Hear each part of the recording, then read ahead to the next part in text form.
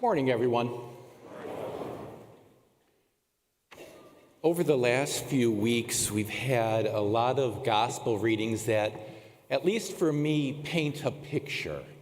They talk about Jesus' love and his relationship with other people. A few weeks ago, we had the story of Jesus talking with the Samaritan woman at the well. Last week, it was the story about the man born blind, and this week, the raising of Lazarus. And I don't know about you, but when I immerse myself in these stories, it's almost like they paint a really good picture of this relationship Jesus has, almost like maybe a Steven Spielberg movie playing in my mind. I can see it all taking part. For you of an older generation, maybe like a Cecil B. DeMille epic kind of thing. I can just see the artistry, and I can just see these people becoming real flesh and blood.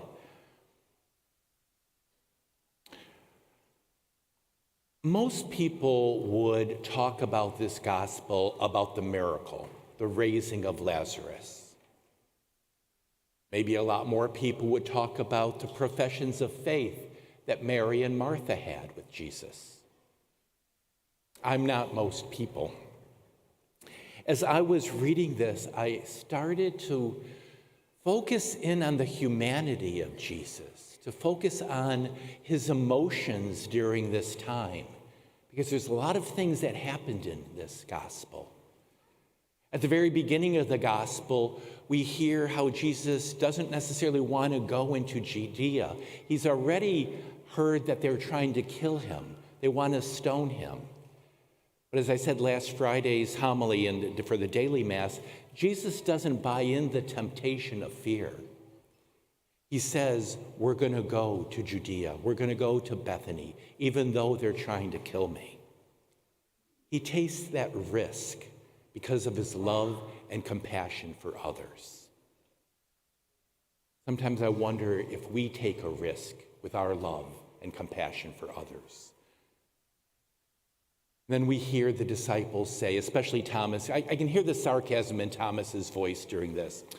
Let's go with him to die with him. I mean, this almost half-heartedly felt that they wanted to go with him. They're doing things because they are expected to do things, not because of a tremendous love in their heart for other people. And I think we need to ask ourselves that too. Do we do things because we're expected to do them? Or do we do things out of a genuineness of love? You know, over the past month here, we've done a lot of funerals. I have 2 coming up this week, and as I sit with the families saying, tell me a little bit about your loved one.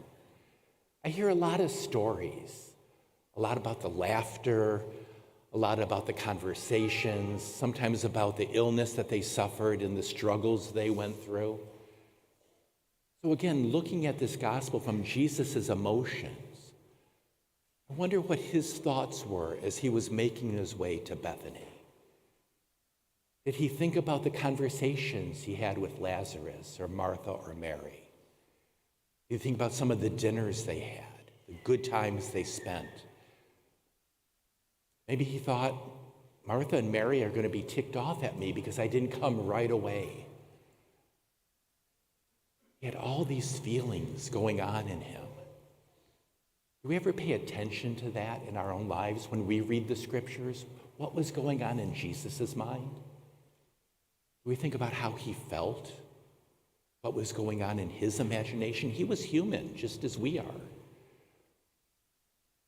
Then we get to those 2 short little words that a lot of people focus on and a lot of people love. Jesus wept. I was reading a commentary that talked about why Jesus wept. It wasn't just because of the death of a close friend of his. It wasn't because of how he saw Martha and Mary being burdened with this death. The commentary of the theologian said, he wept because he saw what sin did when it entered the world. Do we ever think about sin and how it affects the rest of society that we live in? how our personal sins frustrate others, keep others at arm's length. Jesus still weeps today. He weeps today when we sin. He weeps today when we get caught up in our own selfishness. He weeps today when we take his suffering, death, and resurrection for granted. We're going to be receiving Eucharist soon.